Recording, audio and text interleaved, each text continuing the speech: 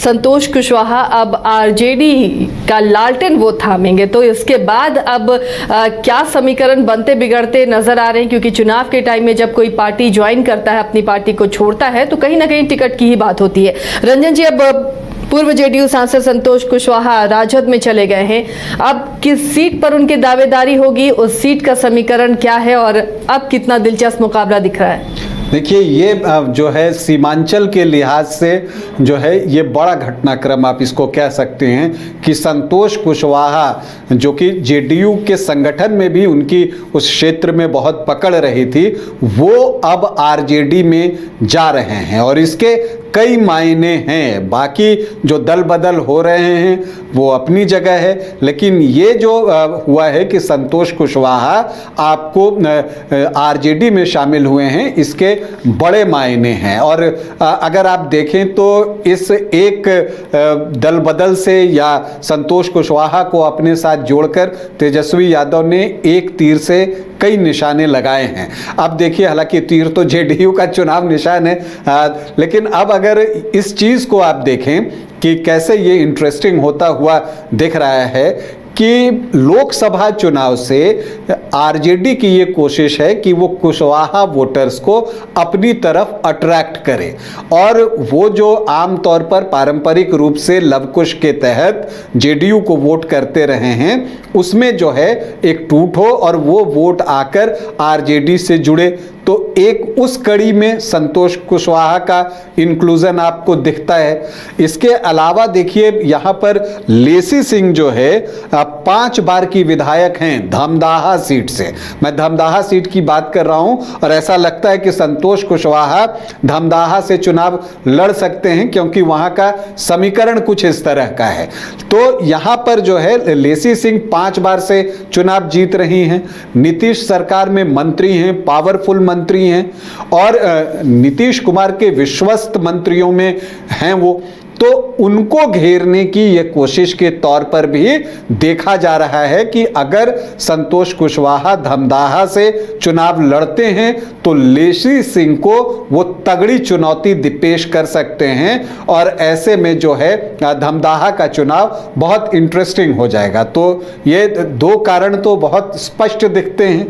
अब मैं तीसरे कारण की चर्चा करता हूं कि अभी जब लोकसभा का चुनाव हुआ था तो यहां से आरजेडी की कैंडिडेट थी बीमा भारती, और जब आप धमदाहा का रिजल्ट देखिएगा या ऐसे भी ओवरऑल देखिएगा तो आरजेडी तीसरे स्थान पर चला गया था।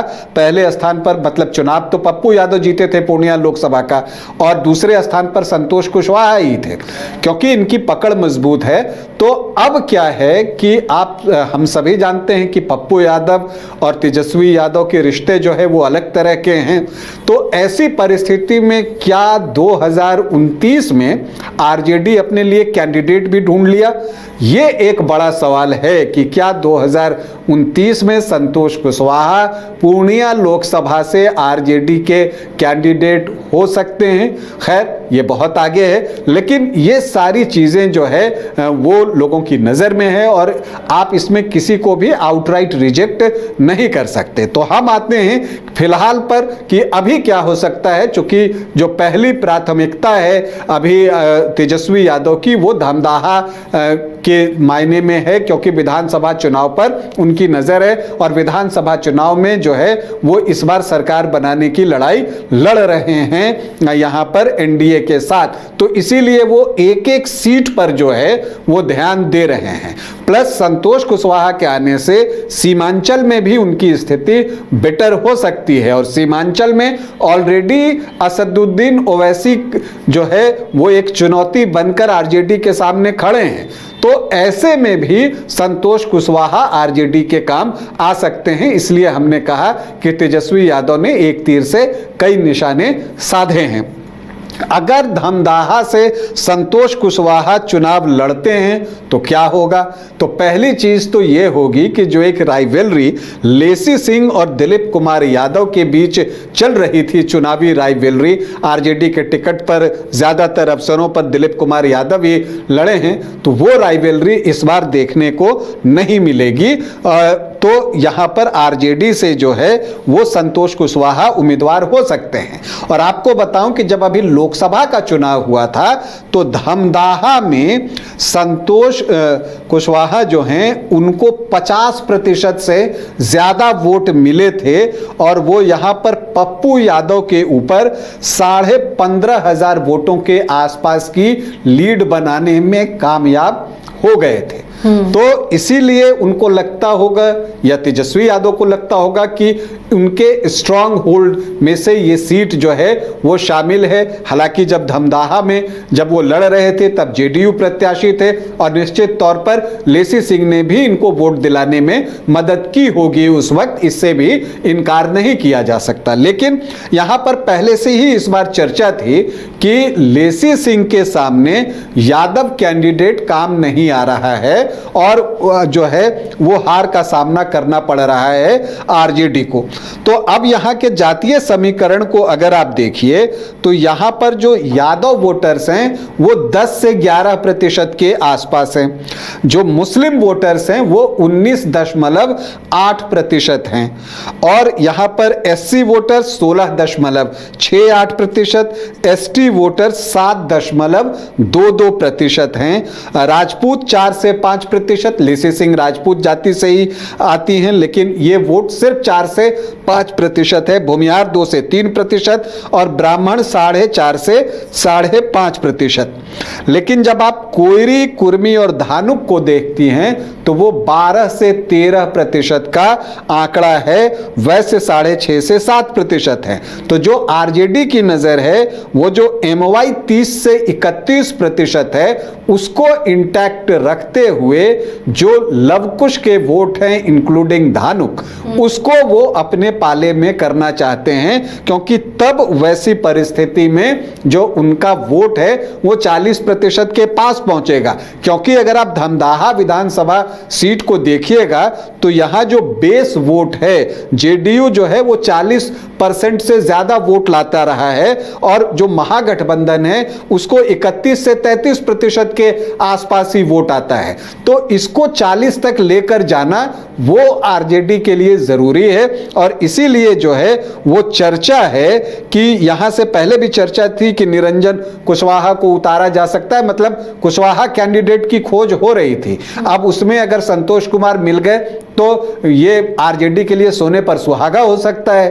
तो ऐसी परिस्थिति में धमदाहा में आप संतोष कुमार बनाम लेसी सिंह का मुकाबला देख सकते हैं। लेकिन लेसी सिंह का अपना एक समीकरण है। सवाल यह भी है कि क्या संतोष कुशवाहा सारे वोट तोड़ कर ले जाएंगे? क्या जितने 12-13% जो हैं कोयरी, कुर्मी, धानुक के मिलाकर क्या सारा वोट जो है संतोष कुशवाहा की तरफ शिफ्ट होगा या उसमें नीतीश कुमार के नाम पर जो वोट आते हैं, खास करके कुर्मी के वोट जो रहते हैं, क्या वो वोट लेसी सिंह के साथ ही जुड़े रह जाएंगे? ये चीजें हमें चुनाव परिणाम के वक्त पता चलेगा कि क्या कुछ हुआ है। इसके अलावा यहां पर आप देखिए कि अदर ओबीसी, ईबीसी 13 से 15% हैं और एससी, एसटी और अदर ओबीसी, ईबीसी को जोड़ दीजिए तो ये 37 से 39% वोट हो जाता है। तो इसमें जो 37 से 39% वोट हो जाता है, इसमें कितनी सेंधमारी कौन कर पाता है, इसमें बड़ा हिस्सा किसको जाता है, परिणाम यहीं से आना है। इसके अलावा पप्पू यादव की भूमिका भी महत्वपूर्ण होगी, चूंकि पूर्णिया लोकसभा की हर सीट पर जो है पप्पू यादव का एक इम्पैक्ट है, तो उसका कितना असर धमदाहा पे पड़ता है और उससे जो है किसको फायदा मिलता है, कितना फायदा मिलता है, यहां पर आरजेडी को उम्मीद होगी कि उसको फायदा मिले। तो इसलिए कुल मिलाकर देखिए तो धमदाहा में एक बहुत ही इंटरेस्टिंग चुनाव जो है अब बन रहा है। अब देखना यह है कि क्या संतोष कुशवाहा चुनावी मैदान में उतरते हैं, लेकिन जिस तरह से वो शामिल हुए हैं ऐसा लग तो रहा है कि धमदाहा से संतोष कुशवाहा ताल ठोक सकते हैं। ऐसे में लेसी सिंह के साथ जो उनका मुकाबला होगा वो कांटे का मुकाबला होगा। यहाँ ये भी देखना है कि मुस्लिम लगभग 20% के आसपास हैं, तो क्या इस सीट पर AIMIM की भी नज़र है? अगर वो प्रत्याशी दे दे तब क्या होगा, ये भी एक अलग सवाल है। जनसुराज का प्रत्याशी यहाँ पर कौन बनता है, ये भी एक चीज़ है जो कि लोगों के नज़र में है कि हाँ यहाँ पर कौन हो सकता है। तो कुल मिलाकर अगर आप देखिए तो धमदाहा में एक दिलचस्प चुनाव होगा और यहाँ मुकाबला कांटे का होगा। तो देखिए, हर सीट अपने आप में बहुत दिलचस्प बिहार की इस बार बनती हुई जा रही है और बहुत कांटे का मुकाबला हर सीट पर नजर आने वाला है। जैसे जैसे कैंडिडेट सामने आते जाएंगे या दल बदल का खेल चलता रहेगा, आप तक हम ये खबरें पहुंचाते रहेंगे, उस पर एनालिसिस करेंगे और हर सीट को बारीकी से समझेंगे, वहां की जंग को समझेंगे। फिलहाल आज के लिए इतना ही, लेकिन बाकी खबरों के लिए आप बने रहिए न्यूज़ बाइस्कोप के साथ।